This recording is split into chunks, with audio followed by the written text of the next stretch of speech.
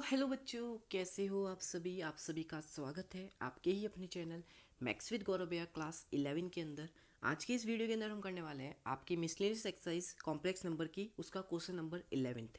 क्या कहता है, if alpha and beta are two different complex number, मतलब दो कॉम्प्लेक्स नंबर है, उसको इस बार नाम क्या दिया, एक को अल्फा एक को बीटा दिया है। ठीक है भैया, हमें दे दिया जो मॉड्यूलस ऑफ बीटा है वो 1 दे रखा है, तो then find modulus of beta minus alpha upon में 1 माइनस अल्फा का बार अप इनटू बीटा।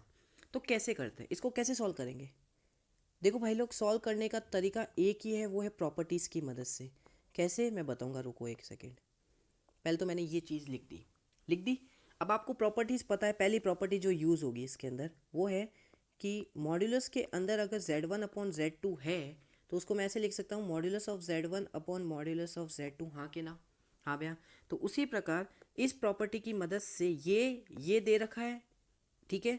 तो अब इसको इस फॉर्म में लिखेंगे तो कैसे होगा, देखना, modulus of beta minus alpha upon modulus of 1 minus alpha bar beta.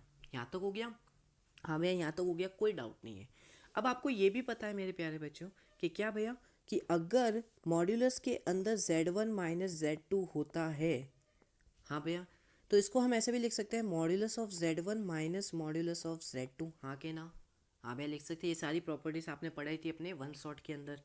तो इसको, ठीक है, इसको देखो, ये वाली चीज़ दे रखी है तो इसको ऐसे ही तो लिखना है। अब जहाँ पे z1 क्या होगा, बीटा, z2 क्या होगा, अल्फा, नीचे जो z1 क्या होगा वो होगा 1 और z2 क्या होगा, ये पूरा।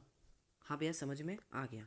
तो बस अब मैं ऐसे लिखूंगा, देखना, modulus of this beta minus modulus of this alpha upon में modulus of this 1 minus modulus of this alpha into beta. यहाँ तक हो गया? हाँ भैया, हो गया।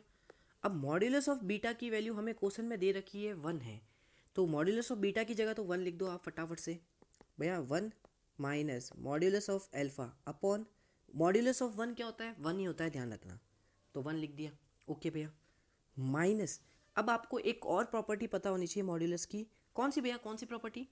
भैया modulus of z1 into z2 क्या होता है, modulus of z1 into modulus of z2।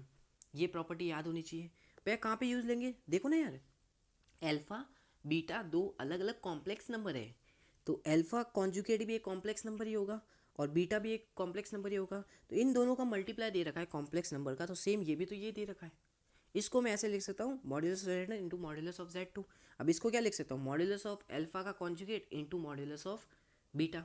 हाँ भैया, एकदम सही है। तो इसको कैसे लिख सकता हूँ, मॉड्यूलस ऑफ अल्फा का conjugate into modulus of beta.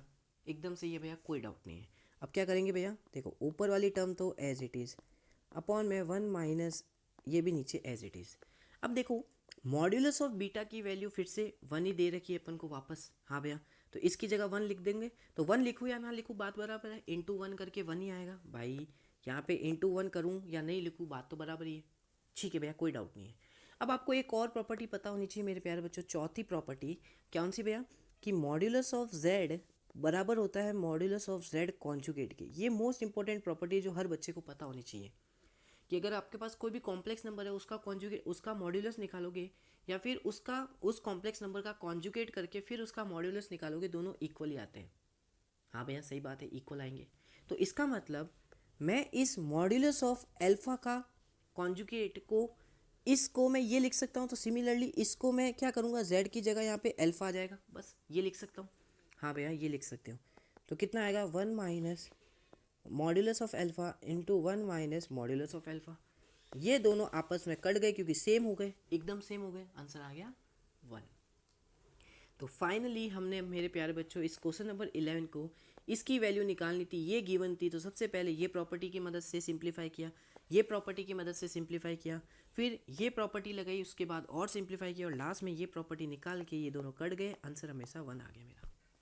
ठीक है, तो ये होता है हमारा क्वेश्चन नंबर 11 मेरे प्यारे बच्चों, जो कि एक बहुत ही प्यारा क्वेश्चन था।